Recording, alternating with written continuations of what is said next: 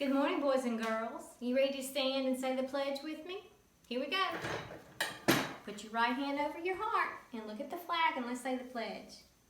I pledge allegiance to the flag of the United States of America and to the republic for which it stands, one nation, under God, indivisible, with liberty and justice for all. And you may sit down. I have another Bible story I'm going to read to you from the Jesus Storybook Bible, like we did yesterday. And this is about the friend of little children. That's the name of the story we're going to have today. So listen as I read it.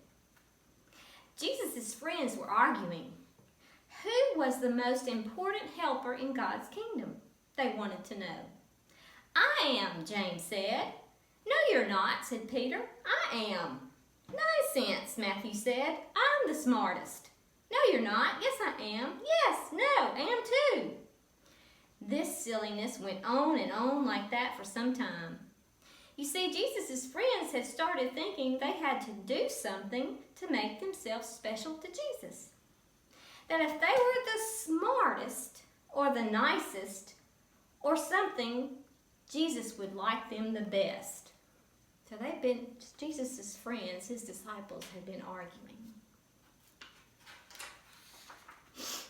But they had forgotten something God had been teaching his people all through the years. That no matter how smart you are, or how good you are, or how rich you are, or how nice you are, or how important you are, none of it makes any difference. Because God's love is a gift. And, as anyone will tell you, the whole thing about a gift is it's free. All you have to do is reach out your hands and take it. So while Jesus' friends were arguing, some people who knew all about getting gifts, in fact you might say they were gift experts, had come to see Jesus. Who were they? They were little children, just like you.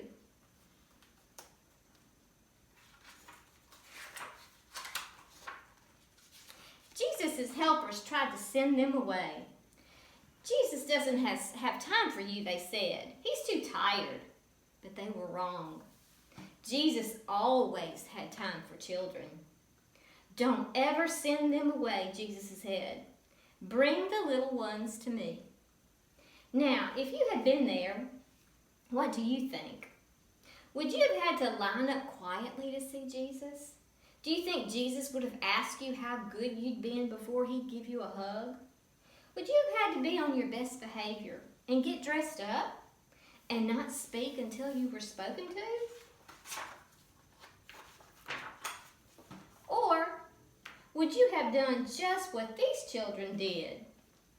See?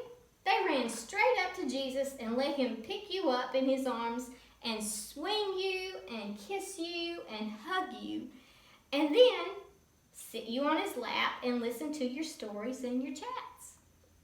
You see, children loved Jesus, and they knew they didn't need to do anything special for Jesus to love them.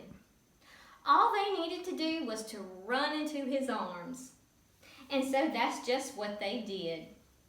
Well, after all the laughing and games, Jesus turned to his helpers and said, no matter how big you grow, never grow up so much that you lose your child's heart, full of trust in God. Be like these children. They are the most important in my kingdom. That's what Jesus said.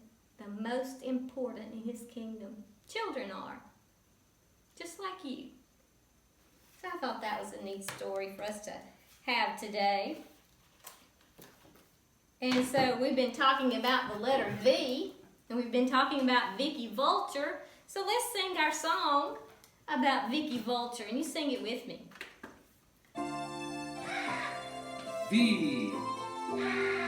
Vicky Vulture, Vicky Vulture, V says V, V, V, V. Violin and vegetables, Valentine and violets, V says V, V, V, V. Good. you've been practicing that song. And yesterday I read you a little bit and told you a little bit about Vicky Vulture. So today I have a little bit more I'm going to read to you about Vicky Vulture and her family. Vicky needs a lot of food. She eats many, many meals every day. And her parents bring her food to the cave and feed her. Even after Vicky has learned to fly, they will still feed her until she is strong enough to get all the food she needs herself. Vicky will practice flying by flapping her wings to hop in and out of the cave. When she has learned to fly, she will follow her mommy and daddy to the trees where the grown-up vultures roost at night. When vultures roost, they hold on to a branch with their feet while they rest or sleep. In the evenings, many vultures circle over the resting place, and when they settle down in the trees before it gets dark. And in the morning, Mr. and Mrs. Vulture stretch out their wings and they let the sunshine warm them up. Then they fly up into the sky, and they may stay up for hours, for many hours. Vultures have very good eyesight, and they can see if there's any food on the ground. Mother and Daddy Vulture may have to look for food for days before they find any. So Vicky's still a baby, so her mama and daddy are still having to feed her. But when she grows up, she'll look like her mommy and daddy and have those dark wings. And so when we talk about V, what does V say? V, V, V, like Vicky Vulture. I hope you have a great day today, and I will see you tomorrow. I love you. Bye.